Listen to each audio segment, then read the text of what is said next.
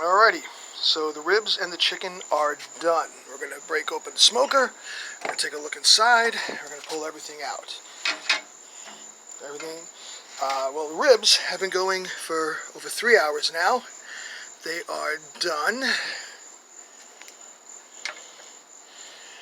Look at the bark on that, man. That's good stuff right there. Ribs are done.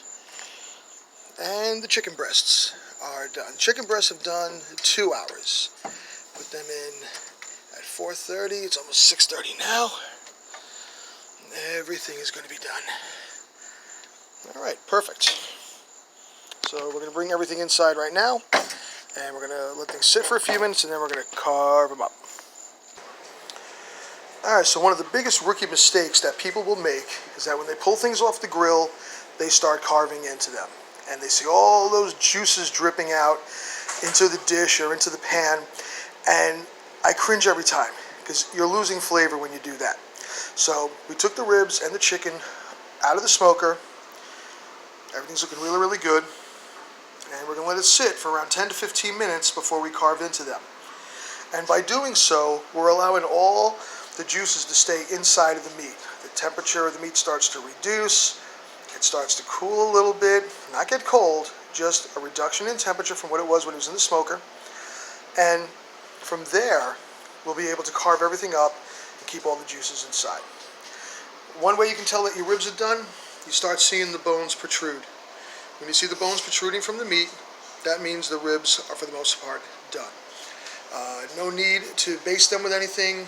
No need to put any apple juice on it like I usually do. I'll spray it on during the cooking process.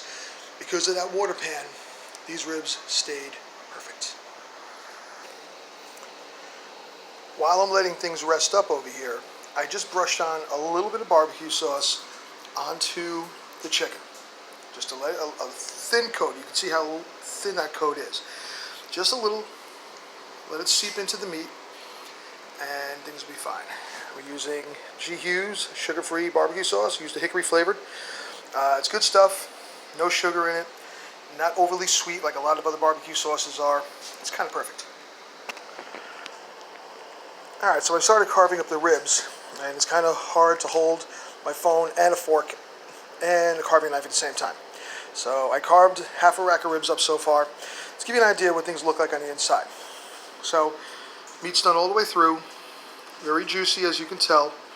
And there's that smoke ring, that little smoke ring that's permeating the inside of the meat. That's a good sign to let you know that this stuff has been well smoked, well done, and still very, very juicy. That's the way you want your ribs. Now, something else that's really important to know. When you're going to carve up the ribs, turn them over to the bone side. Because the only way you're going to be able to tell where to cut is to be able to cut between the bones. Remember before I also spoke about keeping the silver skin on? When you keep the silver skin on, all the moisture stays inside of the ribs. It doesn't come falling out and drying the meat out. So we just cut up the first half rack. Going to cut up this rack now. Alright, carved up the other half rack. And again, you notice the pinkness along the edge? That's that smoke ring that we're talking about. If I were to let it go even longer, it would add even more of a smoke ring. So this is a sure sign that these ribs came out perfect. And again, see how moist they are. They are not dry at all.